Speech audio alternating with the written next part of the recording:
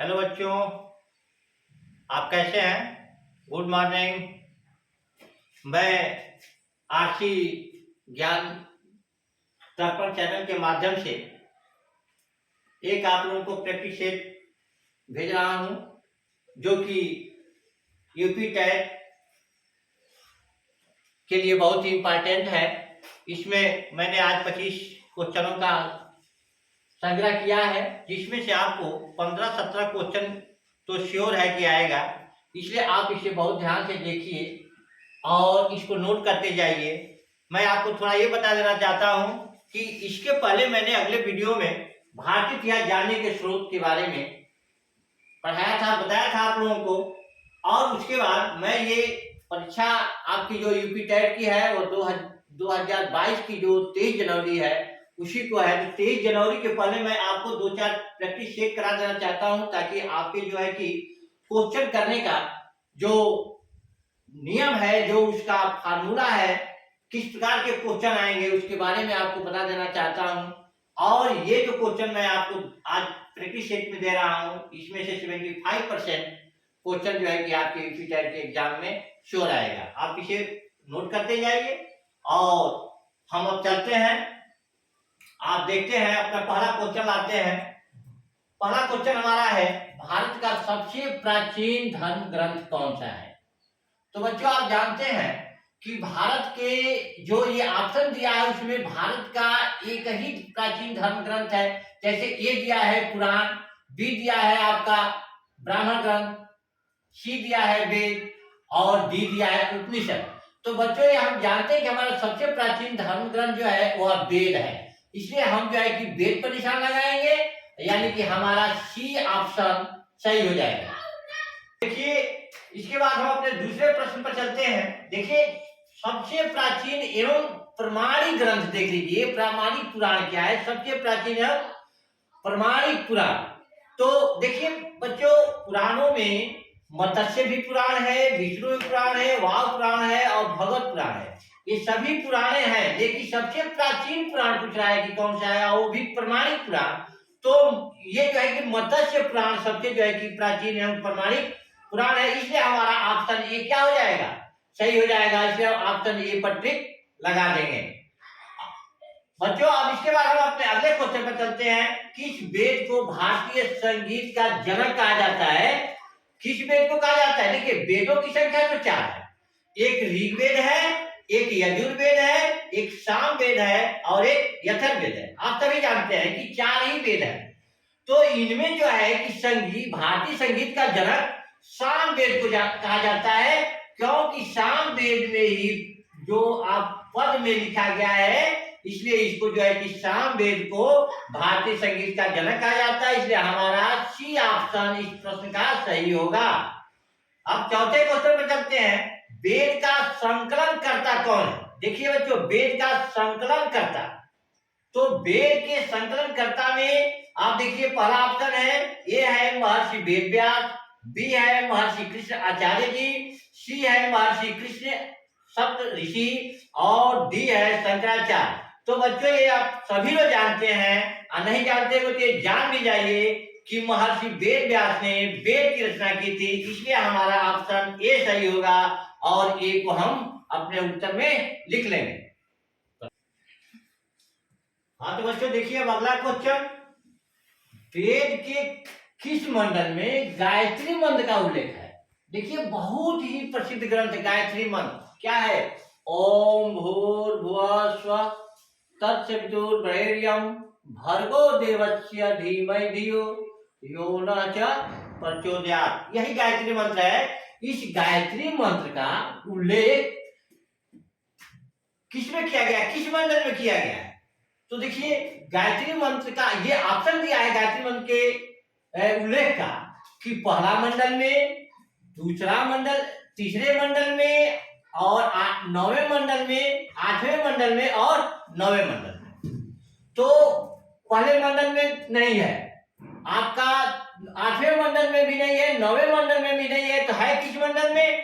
तो तीसरे मंडल में गायत्री मंत्र का उल्लेख किया गया है। ये तीसरे नंबर में है, तो इसका ऑप्शन बी सही होगा बच्चों। तो हम यहाँ बी पर टिक लगा लेंगे। अब इसके बाद हम अगले क्वेश्चन को देखते हैं। ऋचाओं के क्रमबद्ध ज्ञान के संग्रह को क्या कहा जाता है? तो ऋचाओं के क्रमबद्ध ज्ञान के संग्रह को बाबू ऋग्वेद कहते हैं। क्या कहते हैं? तो ऋग्वेद कहते हैं। तो ऋग्वेद पर यानी कि ऑप्शन ए पर हम सही का निशान लगा लें। अब इसके बाद आगे हम अगले क्वेश्चन को देखते हैं। ऋग्वेद में वर्णित मंडल और सूक्तियों की संख्या कितनी है? मंडल और सूक्तों की संख्या कितनी है? तो देखिए ऋग्वेद में आप जानते हैं कि ऋग्वेद में जो मंडल है वह 10 है और सूक्तियां जो है वह 1028 है। तो इसलिए हमारा बी ऑप्शन सही होगा, क्योंकि पहले में दिया है कि 11 मंडल 120 सूक्तियां, तो ये सही नहीं है। दूसरे में दिया है 10 मंडल 1028 सूक्त, ये ही सही है। तीसरे में दिया है 8 मंडल 1000 सूक्त, ये भी सही नहीं है। और डी दिया इसमें से कोई नहीं। तो हमारा ये सही होगा ऑप्शन नंबर बी, क्योंकि ऋग्वेद में मंडल और सूक्तों की संख्या 10 मंडल और 1028 सूक्तियां है, इसलिए हमारा बी सही होगा ऑप्शन, और बी ऑप्शन सही होगा। हम बी पर निशान लगा लेंगे बच्चों इसका सही का। अब अगले क्वेश्चन पर हम चलते हैं। वाल्मीकि कृत रामायण की रचना किस भाषा में हुई थी? वाल्मीकि कृत रामायण बहुत है, लेकिन क्वेश्चन है कि वाल्मीकि कृत रामायण की रचना किस भाषा में हुई थी? तो बच्चों हिंदी में नहीं हुई थी, अवधी में भी नहीं हुई थी, मैथिली में भी नहीं हुई थी। तो बचा हमारा क्या ऑप्शन? तो संस्कृत में हुआ था। तो हमारा बी ऑप्शन सही है और बी पर हम निशान लगा लेंगे और उत्तर लिखेंगे ऑप्शन बी हमारा सही है। हाँ तो बच्चों हम अगले क्वेश्चन पे चलते हैं। देखिए अष्टाध्यायी की रचना किसने की थी? पाणिनि है ये ऑप्शन, बी ऑप्शन है पतंजलि, 3 ऑप्शन है, सी ऑप्शन है अश्वघोष और डी ऑप्शन है शूद्रक। तो बच्चों हम जानते हैं कि पाणिनि का अष्टाध्यायी इस नाम से प्रसिद्ध है, तो हमारा ये ऑप्शन सही हो जाएगा। और ये ऑप्शन में हम लिख देंगे पाणिनि पर टिक लगाएंगे और ये ऑप्शन हमारा क्या हो जाएगा? करेक्ट हो जाएगा, सही हो जाएगा। अब अगले क्वेश्चन चलते हैं बच्चों। राज तरंगिणी में किस क्षेत्र का वर्णन मिलता है? तो ऑप्शन ये है मगध क्षेत्र का, नहीं ये गलत है। मगध क्षेत्र का राज तरंगिणी में मिलता ही नहीं है। बी है विदर्भ क्षेत्र का, ये भी गलत है, ये भी विदर्भ में नहीं मिलता है। सी है पाटलिपुत्र क्षेत्र का, नहीं ये भी गलत है। चौथा है डी कश्मीर क्षेत्र का। बच्चों राज तरंगिणी को कन्हा ने लिखा था और ये कश्मीर क्षेत्र के राजाओं के बारे में लिखा गया था, इसलिए हमारा ऑप्शन डी सही होगा और उत्तर हम लिखेंगे डी। अब अगले क्वेश्चन पर चलते हैं बच्चों। देखिए महाभारत महाकाव्य की रचनाकार कौन है? तो गोस्वामी तुलसीदास। ऑप्शन ए है गोस्वामी तुलसीदास, गलत है। गोस्वामी तुलसीदास ने रामचरितमानस की रचना की थी।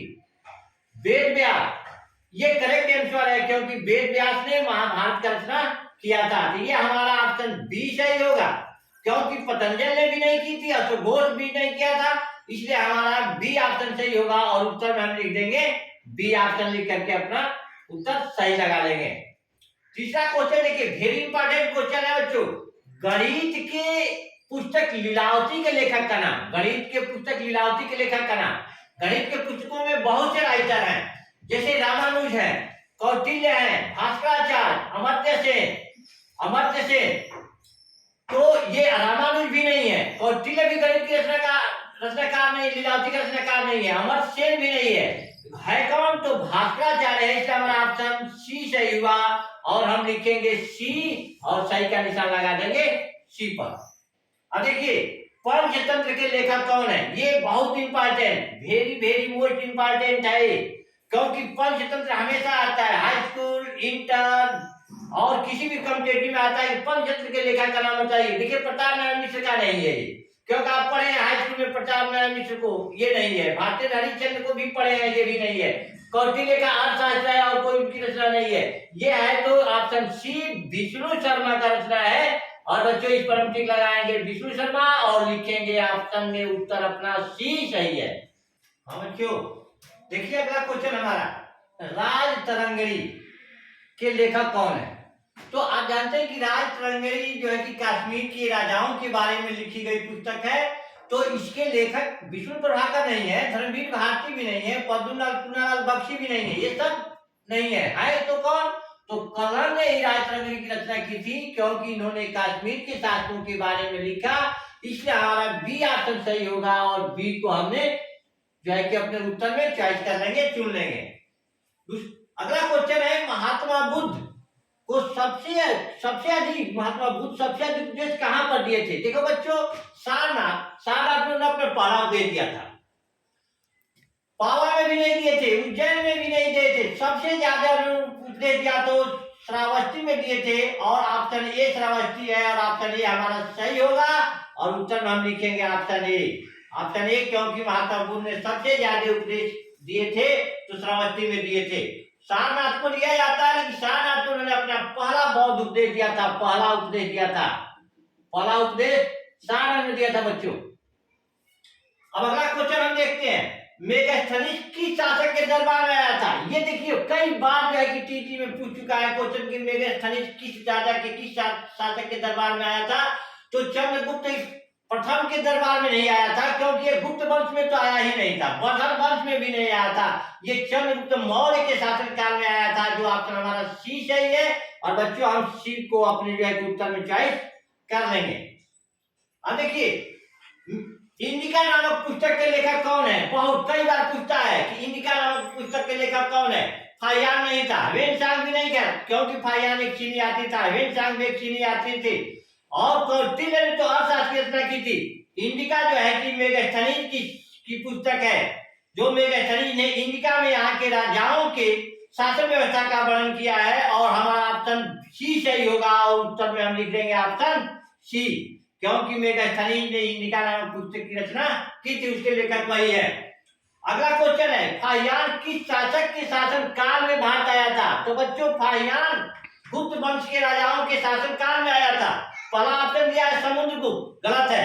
रामगुप्त इसमें भी नहीं आया था, चंद्रगुप्त प्रथम में भी नहीं आया था तो फाहियान जो है कि चंद्रगुप्त द्वितीय के शासन काल में आया था, और हमारा डी उत्तर सही होगा, और अपने उत्तर में हम लिखेंगे डी ऑप्शन हमारा सही है।